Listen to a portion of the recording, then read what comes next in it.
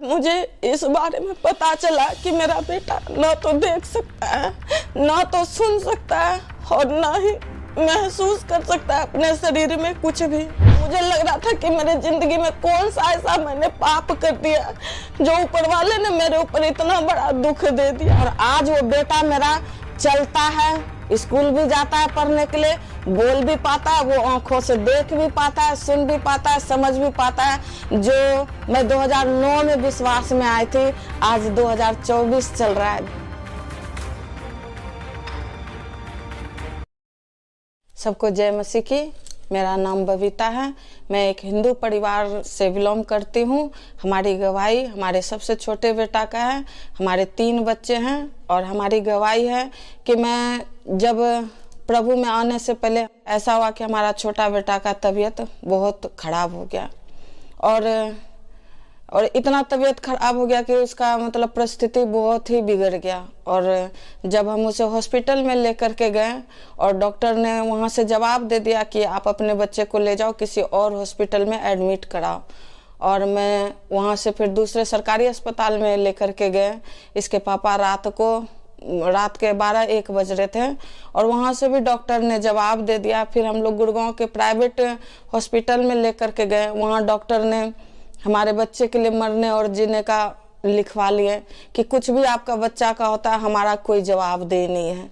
तो इसके पापा ने लिख दिया और हमारे बच्चे को एडमिट कर लिया गया।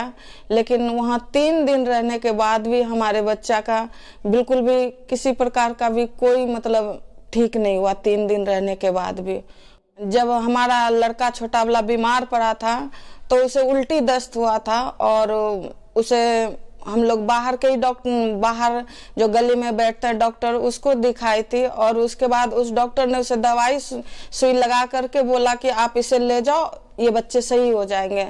लेकिन जब मैं रात में उसे घर ले करके गई और अचानक उसके मुंह से गाज निकलना चालू हो गया और उसके आंखों पर खून आ गया। और उसके बाद मेरा लड़का बिल्कुल कांपने लगा, जैसे थरथराते हैं, बिल्कुल वो कांप रहा था और उसके आंखों पर खून आ रहे थे, मुंह से गाज जा रहे थे। तो हमारे घर वाले वहीं पर थे, वो लेकर के उसे हॉस्पिटल भागे। और वहाँ जा कर के जब वहाँ पर गए, डॉक्टर ने उसे मुश्किल से 15-20 मिनट रखा और उसे भी नहीं पता चला कि क्या हो रहा है। बच्चे को बोला कि आप ले जाओ, हमारे बस की नहीं है। फिर हमने उन्हें लेकर के सरकारी हॉस्पिटल में गया और सरकारी हॉस्पिटल से भी हमें जवाब दे दिया। और क्योंकि उस समय रात में शायद डॉक्टर नहीं था कि क्या, फिर हम लोग उसे प्राइवेट हॉस्पिटल लेकर के गए और वहाँ पर उस डॉक्टर ने उसे एडमिट करने से पहले उन्होंने एक फॉर्म भरवाया और उस पर सब चीज़ लिखवा लिया और हमारे बच्चे को एडमिट कर दिया। जब हमारा बच्चा उस हॉस्पिटल में 3 दिन रहा, लेकिन तीनों दिन में हमारे बच्चे को कोई भी सुधार नहीं हुआ। उसके बाद हम लोग दिल्ली राम मनोहर लोहिया अस्पताल में हम अपने बेटे को लेकर के गए और वहाँ पर उसके पापा उसको ले जा कर के एडमिट करा दिए इमरजेंसी वार्ड में।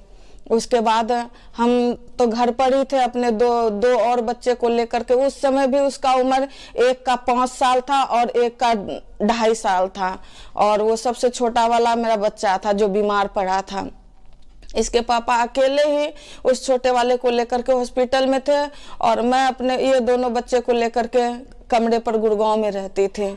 तो जब वहाँ पर हॉस्पिटल में वो भर्ती हुआ मेरा बेटा, तो डॉक्टरों ने जब उनको देखा, उन्हें भी पता नहीं चल रहा था क्या था, सिर्फ उसको सलाइन वलाइन चढ़ाया और कुछ भी पता नहीं चल रहा था। अगले दिन हमारे घर वालों ने फ़ोन किया कि मतलब तुम अपने दोनों बच्चे को लेकर के क्या करो, हॉस्पिटल आ जाओ, क्योंकि वो अकेले ही थे हॉस्पिटल में। तो मुझे डर लगा कि शायद हमारे बच्चे को कुछ हो गया, इसलिए वो क्या कर रहे हैं, हॉस्पिटल बुला रहे हैं। मैं बिल्कुल नर्वस हो गई कि शायद अब हमारा बच्चा बिल्कुल ख़त्म हो गया है।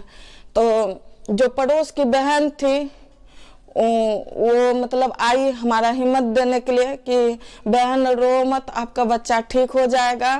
उन्होंने बोला, पहले तो हम मतलब हिंदू फैमिली से थे तो जैसे इंसान को कुछ भी होता है तो वो बाबा के पास जाते हैं, अगर दवाई से नहीं ठीक होता है तो लोग कहते हैं कि चलो इसको क्या है, ऊपरी चक्कर है, यानी कुछ जादू टोना उसको कर दिया है, तो चलो हम इसको बाबा के पास ले जाएंगे, वहां दिखाएंगे और वो ठीक हो जाएगा। तो मैं उस बहन को बोली कि बहन बच्चे तो नहीं है, बच्चे तो हॉस्पिटल में भर्ती है। तो उन्होंने कहा बच्चे का कपड़ा ले लो और चलो बाबा के पास। हमने अपने बच्चों का कपड़ा लिया और बाबा के पास गए, निकले बाहर जाने के लिए। लेकिन जहां हम बाबा के पास जाने वाले थे उस घर में, वहां बाबा हम लोग को नहीं मिला और वहां से हम दोनों निकल आए और उसी वक्त हमारे घर वाले का फोन आता है और वो कहते हैं कि तुम अभी तक निकली नहीं है वहां कमरे से। तो मैं बोली नहीं अभी नहीं निकली हूँ। तो बोला तुम लोग जल्दी आ जाओ। जब उन्होंने ऐसा बोला तो मुझे लगा कि अब शायद हमारा बच्चा जिंदा नहीं, इसलिए वो बार बार फोन करके मुझे क्या कर रहे हैं, हॉस्पिटल में बुला रहे हैं।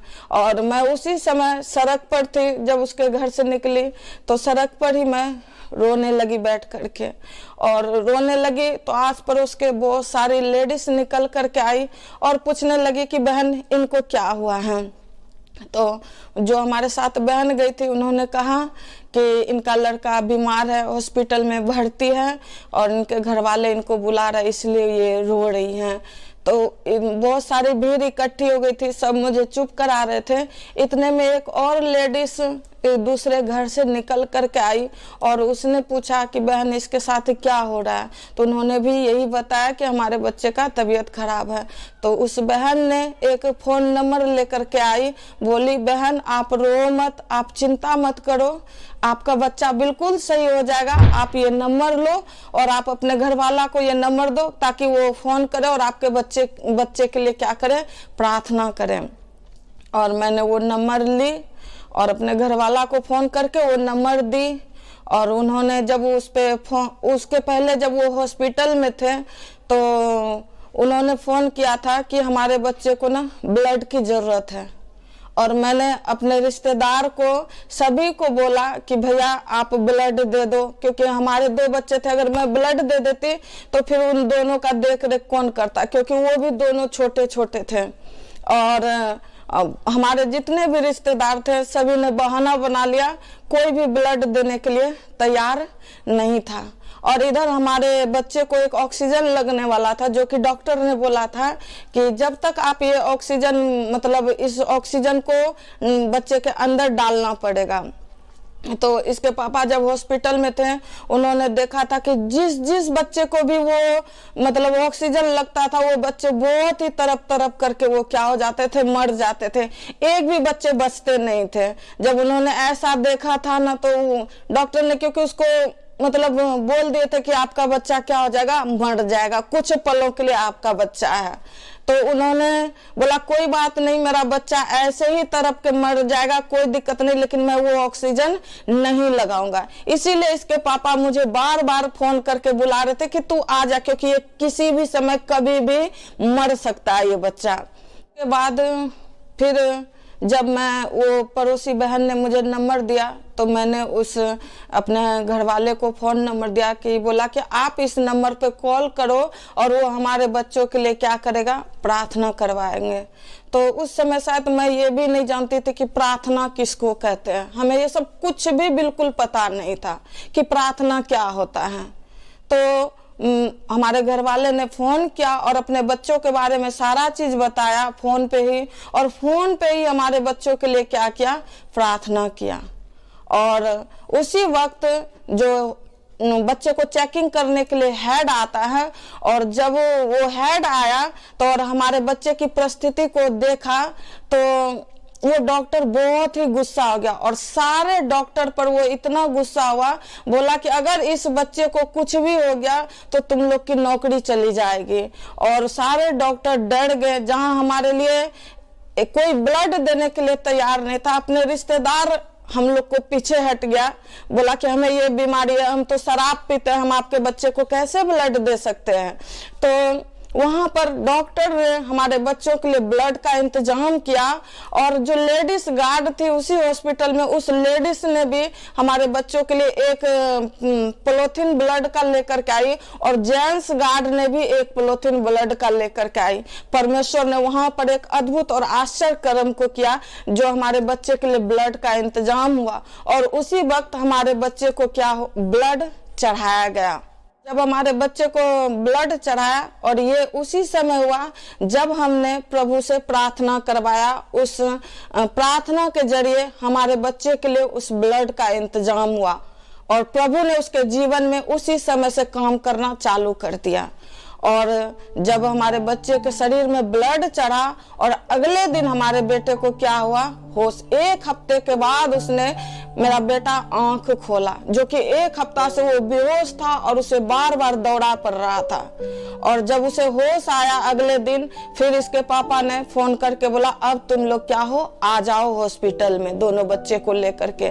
मैं दोनों बच्चे को लेकर के हॉस्पिटल पहुंची, और फिर हम दोनों पति पत्नी उसी हॉस्पिटल में कम से कम हमने 2.5 महीना वक्त बिताया। और उस 2.5 महीने के दौरान में हमारे बच्चे का शरीर का हर एक चीज का चेकअप हुआ वहां पर। और जब चेकअप हुआ तो वहां पर हम लोग को पता चलता है कि हमारा बेटा ना तो देख सकता है, ना तो सुन सकता है, और ना तो बोल सकता है, और ना तो शरीर में किसी चीज को महसूस कर सकता है।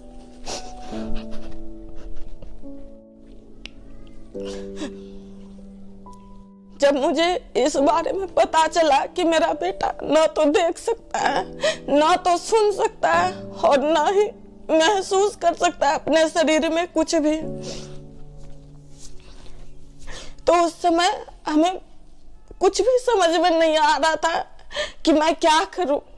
मुझे लग रहा था कि मेरे जिंदगी में कौन सा ऐसा मैंने पाप कर दिया जो ऊपर वाले ने मेरे ऊपर इतना बड़ा दुख दे दिया। फिर उसके बाद जब मुझे पता चला कि हमारे बच्चे के शरीर में जान तो आ गया, लेकिन उसका शरीर में कोई भी ऐसा चीज नहीं था जो कि वो बच्चा मतलब अपने एक्टिविटी को कर सकता था शरीर में। और उसके बाद मुझे डॉक्टर ने बहुत बोला कि आप क्या करो, मुझे जब इमरजेंसी में मैं 2.5 महीने रही, उसके बाद डॉक्टर ने हमें क्या कर दिया, वार्ड में रेफर कर दिया। और वार्ड में जाने के बाद डॉक्टर हमें बार बार बोलता था कि आप इस बेटे को क्या करो, अपने बच्चे को ले करके घर जाओ, आप एक बेटे के चक्कर में अपने दोनों बच्चे का भविष्य खराब कर रहे हो। यहाँ इतने सारे बीमारी पेशेंट आते हैं, पता नहीं कौन सा बीमारी आपके बच्चे में अगर लग जाएगा तो आपका एक बच्चा तो आपका खत्म ही है, और इस बच्चे के लिए इस दोनों का लाइफ आप बिगाड़ रहे हो। मैं बार बार डॉक्टरों की बातों को भी सुनती थी, लेकिन तो भी मेरा बच्चा दूध नहीं पी पाता था, उसको नाक के द्वारा क्या होता था, दूध जाता था। और इसी वजह से मैं अपने बेटे को घर नहीं ले जाती थी, क्योंकि अगर मैं उसे घर ले जाती, अगर उसके नाक का पाइप निकल जाता तो फिर मैं उसको दूध कैसे पिलाती। और जिस जगह मैं रहती थी कि वहां पर पता नहीं ऐसे डॉक्टर होंगे कि नहीं होंगे, वो नलकी डालेंगे कि नहीं डालेंगे, तो इस वजह से मैं हॉस्पिटल से नहीं निकलती थी। डॉक्टरों की बात बोली सुन करके भी मैं वहां पर रहती थी हॉस्पिटल में। और उसके बाद एक दिन मेरा बेटा का नाक से क्या हो गया, मैं जब डॉक्टरों के नलकी निकल जाता था उसके नाक से, तो मैं डॉक्टरों के पास जाती थी उसका नाक में नलकी डलवाने के लिए, तो मुझे डॉक्टर बहुत बात कहते थे। लेकिन एक दिन रात में ऐसे ही मेरे बेटा का नाक से वो वो निकल गया दूध पीने वाला। और उस समय रात हो रहा था, बहुत काफी रात हो रहा था, 12 बज रहा था, और मैं बहुत, मेरा बच्चा रो रहा था। मैं उसे गोद में ले करके और उसे बाहर निकल गई कि जाती हूँ और डॉक्टर के पास जा करके उसे क्या करती हूँ, नाक में उससे नलकी लगवाऊंगी और फिर मेरा बच्चा दूध पिएगा तो चुप हो जाएगा, उसे भूख लग रही है। लेकिन मैं जब भी जाती थी डॉक्टर के पास, मुझे बार बार वही बात का डर लगता था कि फिर वो आज मुझे क्या करेगा, डराएगा, वो धमकाएगा। तो मेरा हिम्मत नहीं होता था कि मैं जाऊं और उस डॉक्टर का रूम खटखटाऊं और उसे उठाऊं, क्योंकि 12 बज रहे थे, वो डॉक्टर सोया था, क्योंकि रात को भी एक डॉक्टर देता है हमेशा देखने के लिए इमरजेंसी में। फिर उसके बाद मैं गई नहीं और वहां से लौट करके और बाहर बैठ करके अपने बेटे को गोद में ले करके मैं रो रही थी। मेरे गोद में बेटा भी रो रहा था, मैं भी रो रही थी, दोनों रो रहे थे एक दूसरे। और मन में बहुत सारी बातें मैं कर रही थी कि सोच रही थी कि इस बच्चे को लेकर के मैं क्या करूं, मुझे कुछ भी समझ नहीं आ रहा। इसकी जिंदगी तो डॉक्टर ने बोल दिया ना आपका बेटा देख सकता है, ना सुन सकता है, ना चल सकता है, कुछ चीज भी नहीं कर सकता है। मतलब मैं सोच रही थी कि मैं अपने जान को भी दे दूंगी और इसको भी क्या करूंगी, मार डालूंगी। हम दोनों माँ बेटा सोचे थे कि अपने आप को क्या करेंगे, खत्म कर लेंगे, ना मैं जिंदा रहूंगी और ना इसको भी धरती पर दुख उठने के लिए मैं छोड़ूंगी इसको। मैं यही सोच मन में सोचे जा रही थी और रोए जा रही थी, रो रही थी। और वो बहुत तेज, उसे भूख लगा था, वो भी बहुत रो रहा था बच्चा मेरा। और मुझे बहुत तेज गुस्सा आया, और इतना तेज गुस्सा आया, उससे पहले मैं जब जिस जगह बैठी थी वहां पर यीशु मसीह का ना वो क्रॉस वाला ना फोटो लगा हुआ था ऊपर में, और उसी के नीचे मैं बैठी हुई थी। मुझे ये पता था कि ये जो है यीशु मसीह विदेश का भगवान है। मुझे पता था कि ये भी क्या है, एक ईश्वर है और वो परमेश्वर है वो, लेकिन वो क्या है, विदेशियों का भगवान है। और मैं ये सोच के और उनको क्रूस को देख करके और मन ही मन में ये बोल रही थी कि चाहे आप विदेश का ही भगवान हो तो भगवान, क्या आप इतना भी नहीं कर सकते कि मेरा बच्चा को आप दूध पिला सको।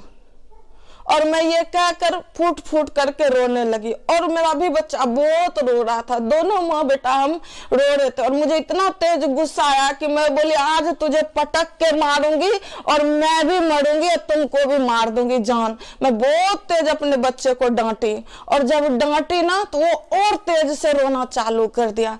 जब वो रोने लगा तो अचानक से मेरे दिमाग में आया कि डॉक्टर ने तो मुझे बोला कि ना तो मेरा बच्चा सुन सकता है, ना तो बोल सकता है, ना तो देख सकता है, ना तो कोई चीज महसूस कर सकता है। जब मैं बोली मैं इसे डांटी तो इतना तेज क्यों रोया, यानी मेरे बच्चे को सुनाई दे रहा है। और उसी घड़ी मैंने जब इस चीज को महसूस किया अपने जीवन में कि मेरा बच्चा उसी घड़ी सुनना चालू कर दिया था। मैं बोली जब मेरा बच्चा सुनना चालू कर दिया, मैं एक बार अपना दूध लगा करके देखती हूँ कहीं पीना भी चालू कर दे, क्योंकि 2.5 महीने मुझे हो गए थे उस हॉस्पिटल में और मेरा दूध भी सूख गया था, दूध भी नहीं उतर रहा था हमारा। तो भी मैंने अपने छाती से उसको लगाया। और मैं क्या देख रही हूँ, परमेश्वर का आश्चर्य कर्म हमारे जीवन में हुआ कि मेरा बेटा हमारा छाती को खींचना चालू कर दिया। इससे पहले मैं अपने बच्चे को कितनी बार छाती लगा करके देखती थी, लेकिन वो खींचता नहीं था। और उसी घड़ी बेटा ने मेरा छाती खींचना चालू कर दिया, और मुझे पता चला कि ये मेरा बेटा अब दूध पीना चालू हो गया। और मैं उसी घड़ी खुशी से इतना खुशी हो गई, मैं इतना खुश हो गई कि मैं सुबह होने का इंतजार करने लगी कि कब सुबह हो और ये खुशी मैं अपने घर वाले को जा करके बताऊं। और मैं उसे दौड़े दौड़े गई, हॉस्पिटल में अंदर गई और गिलास में दूध घोर करके वो इंजेक्शन दिया था कि उसको उसमें से पाइप में डालने के लिए, दूध पिलाने के लिए। उस समय मेरे पास दूध कल भी नहीं था, कि कुछ था भी नहीं, मैं कैसे बच्चे को पिलाऊं। तो मैं सिरिंज में ही दूध भर के उसके मुंह में ऐसे ऐसे डाल करके देती गई, और मेरा बेटा दूध पिया और वो पूरी रात अच्छी तरीके से उस दिन नींद को लिया। और जब सुबह हुई, हमारे घर वाले आए, सबसे पहले मैंने उनको यही खुशी बताई कि हमारा बेटा पीना चालू कर दिया दूध। हम दोनों पति पति इतने खुश हुए। और उसके बाद से मेरे मन में एक जिज्ञासा हुई कि ये कौन सा ईश्वर है जो मैंने एक बार बोला और हमारी बातों को उसने सुन लिया। और उसी समय से हमारे मन में ये जानने की इच्छा हुई कि मैं कहां से इस परमेश्वर को ढूंढूं, कहां इसका स्थान है, ये कैसा परमेश्वर, इसका कैसा भवन है, कैसा मंदिर है। क्योंकि मैं आज तक कभी भी उस परमेश्वर के बारे में ना जानती थी, ना देखी थी, सिर्फ मैं टीवी में, फिल्मों में ही जानती थी कि ये विदेशों का क्या है, भगवान है।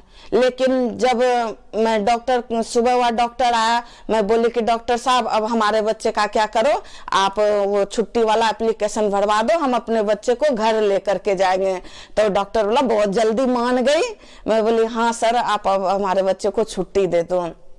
और जब हम अपने बच्चे को छुट्टी का एप्लीकेशन भराए और अपने बच्चे को ले करके जब मैं कमरे पर गई, और जब कमरे पर आई तो मैं देखती हूँ कि हमारे कमरे से अब प्रभु जाने किसने सारे हमारे जेवर जो भी रखे थे, शायद हमारे रिश्तेदार ले गए या हमारे जान पहचान वाले ले गए। वो हमारे घर से हमारे जेवर सारा मेरे बेड से निकाल करके उन्होंने चोरी कर लिया। और जो जैसे मैं सामान अपने घर में रख के गई थी, आई तो हमारे घर में एक भी सामान वैसे नहीं रखा हुआ था। तो मैं बहुत रोई घर पर आकर के कि मैं बोली मेरा बेटा तो चला ही गया था और इन लोगों ने हमारा मदद तो नहीं किया, और जो भी रखा था हमारे पास वो भी चोरी करके ले गया। मैं बहुत रोई, उन्हें गाली गलम तो मैं नहीं दी। मैं यही संतोष करी कि इतना पैसा हमारे बच्चे में खर्च हो गया, सोचूंगी ये भी हमारे बेटा में ही चला गया, क्योंकि हम बहुत ही टूट गए। और अपने रिश्तेदार से जो भी थोड़ा बहुत उम्मीद था, लोग सोचते हैं ना कि अपने रिश्तेदार के पास रहते हैं तो हारी बीमारी दुख मुसीबत में वो हमारे काम आएंगे, लेकिन हमारे रिश्तेदार नहीं हमारे साथ, हमारे जानकार नहीं हमारे साथ ऐसा किया। और मैं नहीं जानती कि किसने किया, लेकिन इसके पापा ने जब ये सारी बातें देखा, उनको भी बहुत दुख हुआ। उन्होंने बोला ऐसे परिवार के पास, ऐसे लोगों के पास रहने से क्या फायदा, ऐसा करो कि हम यहाँ से कमरा खाली करके कहीं और चले जाएंगे रहने के लिए, अब हम अपने रिश्तेदारों के पास नहीं रहेंगे। और उसी दिन हमारे घर में ऐसे ही रोटी बना हुआ रखा रह गया, लेकिन हम लोगों ने कोई खाना नहीं खाया। और हमने एक ऑटो बुलाया और उस ऑटो पे सारा सामान लेकर हम लोग बसई चले आए।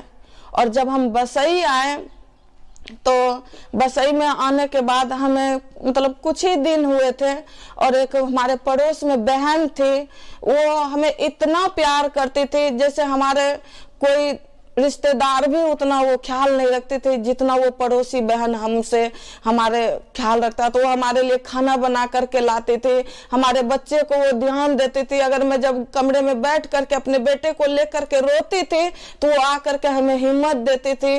और बहुत ही मतलब एक होता है ना कि बहन के जैसा उसने हमारे साथ दिया। और एक दिन वो बहन कहीं चली गई और उस दिन मुझे पूरा दिन वो घर में दिखाई नहीं दी बरामदे में, क्योंकि हम सब एक कमरे में रहते थे, मतलब हॉल सा था बना हुआ और एक 6 कमरा था नीचे। तो जब वो आई 2:30-3 बजे, मैं उनसे पूछी कि बहन आप कहाँ गए थे, आज पूरा दिन आप मुझे दिखाई नहीं दिए हो, कहाँ गए थे आप। तो उन्होंने हमको बताया कि बहन मैं यीशु मंदिर गई थी। हम बोले यीशु मंदिर, ये कैसा मंदिर होता है। तो बोला ये भी मतलब भगवान का मंदिर है। तो मेरे मन में एक जिज्ञासा सी जगी कि मैं उनसे पूछ रही, दीदी कैसा मंदिर है ये, मुझे भी बताओ ना, ताकि मैं भी अपने बेटे को लेकर के जाऊंगी ताकि मेरा बच्चा अच्छा हो जाए। बोला दीदी आप नहीं जाओगे वहां पर। हम बोले क्यों नहीं जाऊंगी मैं वहां पर, अगर मेरा बच्चा ठीक हो जाएगा तो मैं जाऊंगी वहां पर। क्योंकि वो मुझे क्या करती थी, दिन रात मुझे वो पूजा करते और सब चीज करते हुए देखती थी, इसीलिए वो मुझे कहते थे कि आप नहीं जाओगे वहां पर। तो मैं उनसे, मेरे मन में ना अजीब सी मतलब एक चलने लगा कि नहीं मैं तो उनके बारे में जान के ही रहूंगी कि क्या है वहां पे। तो मैं उनसे ना पूछने लगी कि मुझे बताओ उस मंदिर में है क्या, कौन सा भगवान बैठता है, मुझे बताओ। तो उन्होंने बोला कि दीदी कोई भी भगवान वहां नहीं बैठता है। बोले कुछ तो होगा उस मंदिर में, मुझे बताओ तो सही। तब वो उन्होंने बताया कि वहां भारत का ना वो बना हुआ है। तो मैं मन में सोची वो लगता है कि भारत का ना, भारत माता का वहां पर मूर्ति है, शायद भारत भगवान है वहां पे। तो हम बोले अच्छा। तो बोले कि मुझे भी ले चलोगे उस मंदिर में।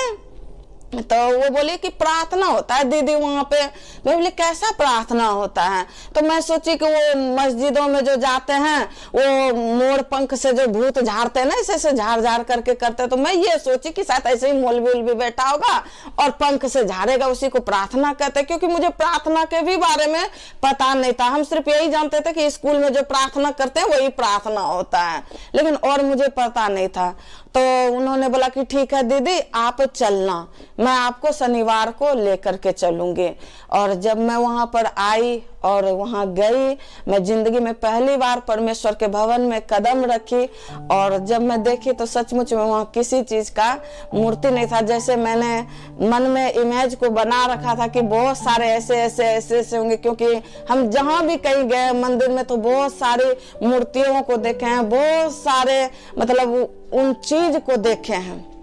जब मैं अपने बेटा को लेकर के कलीसिया में जाने लगी और मेरा बेटा वहाँ से मतलब, और जब मैं वहाँ से गई तो एक अच्छी मुझे शांति मिली। और उसके बाद वहाँ से मैं अपने घर पर आ गई। जब हमारे बेटे के लिए प्रार्थना हो गया तो हम घर चले आए। और घर पर आने के बाद वहाँ से हमारे लिए दास सब भी आना चालू है। जब जाने कि इनके बेटा का ऐसा परिस्थिति है तो वहाँ से परमेश्वर के जो दास थे हमारे बेटों के लिए प्रार्थना करने के लिए आने लगे। उसी में से एक दास था जो प्रभु का सेवा करते थे। उन्होंने कहा कि बहन, जो आपके बच्चे को ये बीमारी है, ये समस्या है, हमारा एक असम में बहन है जो वो प्रभु की बेटी है, दासी है, वो भी प्रार्थना करती है और जिस पे भी वो प्रार्थना जिसके लिए करती है वो सही हो जाती है। उस भैया ने क्या किया कि हमारे बेटे के लिए प्रार्थना करवाया और 1 हफ्ता के अंदर अंदर मेरा बेटा क्या होने लगा, धीरे धीरे सही होने लगा। और जब मैं अगले हफ्ता फिर कलीसिया में गई और जब मैं घर आई और रात को जब हम सब परिवार सोए थे, हम पति पत्नी और हमारा बेटा भी था छोटा वाला, जब हम सोए थे तो अचानक हमारा छोटा बेटा जो बीमार पड़ा था, जो डॉक्टर ने कहा था कि ना तो वो देख सकता है, ना तो वो सुन सकता है, ना तो वो बोल सकता है, और उस दिन उसने पहली बार पापा कह करके आवाज दिया। और मैं जगी ही थी, मैंने अपने घर वाले को उठाया, बोला हाँ हाँ मैं सुन रहा हूँ, मैं भी जगा हूँ, ये पापा बोला। और मैं बहुत खुश हुई और वहां से ही हमारा विश्वास बहुत मजबूत हो गया। और मैं मन में यही सोची कि चाहे दुनिया हमको कुछ भी बोले, ऐसा नहीं कि मैं प्रभु में गई तो हमारे जीवन में समस्या नहीं आए। जब मैं गली में जाती थी तो लोग मुझे ताने मारते थे कि देखो चल दी अभी ये। लोग ऐसी ऐसी बातों को बोलते थे कि क्या करवाने जा रही है। तो बहुत सारी ऐसी बातों को मैं बता नहीं सकती कि ऐसे ऐसे मुझे लोग कमेंट करते थे। गली से जब निकलती थी तो बहुत अभद्र भाषा से मुझे इस्तेमाल करता था लोग। जब वो हम प्रभु का धन्यवाद करते हैं कि मैंने लोगों का ताना को नहीं सुना, लोगों की बोली का नहीं सुना, क्योंकि मैंने परमेश्वर के अद्भुत काम होते हुए अपने बच्चों के जीवन में देखा। और 1 हफ्ता के बाद मेरा बेटा बोलना चालू किया, अगले हफ्ता मेरा बेटा देखना चालू कर दिया। और उसके बाद जब मैं प्रभु में आई, मुझे साल भर भी नहीं हुआ था प्रभु में आए, उसके बाद हमारे घर वाले को बहुत अच्छी नौकरी लगी। हमने यहीं हरियाणा में अपना जमीन भी खरीदा। और मतलब जब से हम प्रभु में जाना चालू किया, हमारी जिंदगी, हमारी परिस्थिति क्या हो गई, बदलते चली गई। और जो हम हर एक चीज के लिए संघर्ष कर रहे थे, अब बिल्कुल भी हमें वैसा मैं अच्छे से अपने जीवन को मैंने व्यतीत किया। और एक दिन ऐसा समय आया कि जिस लेडीज ने मुझे ताना मारा था, जो मेरा लड़का चल नहीं सकता था, बैठ नहीं सकता था, एक समय ऐसा आया कि मेरा लड़का चलना भी चालू कर दिया। और उसी गली की मोहल्ला के और उसी लेडीज ने करी, अरे देख इसका लड़का चलना चालू कर दिया। जो कि उस लेडीज बार बार मुझे कहती थी कि कहाँ जा रही है, कहीं मंदिर जा रही है, कुछ और करवाने जा रही है। वही लेडीज सब को बुला करके कहती, अरे देख कहाँ जाती थी, इसका लड़का चलने लगा।